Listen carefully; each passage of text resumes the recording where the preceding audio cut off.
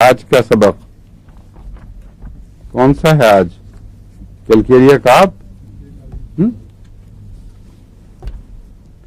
शुरू कर चुके थे या करना है? खत्म करने वाले थे। खत्म करने वाले? अच्छा, अभी खत्म नहीं हुआ था? नहीं। हाँ, मुझे याद आ गया, किनारे पे पहुंचे हुए थे। जी जी।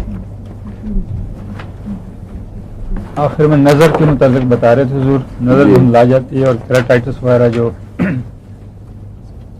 कॉर्निया की ईयर डिस्चार्ज लास्ट बताया था हुजूर। सही कहते हैं।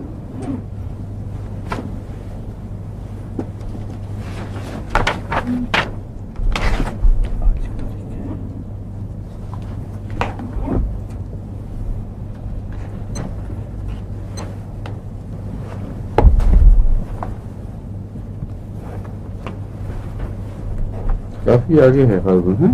जी जी। हाइड्रोकेफेलस डिस्कस किया था हमने।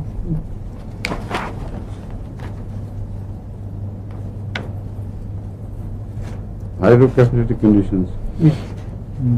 इसके बाद फिर आंखों के किसी में फोटोफोबिया वगैरह।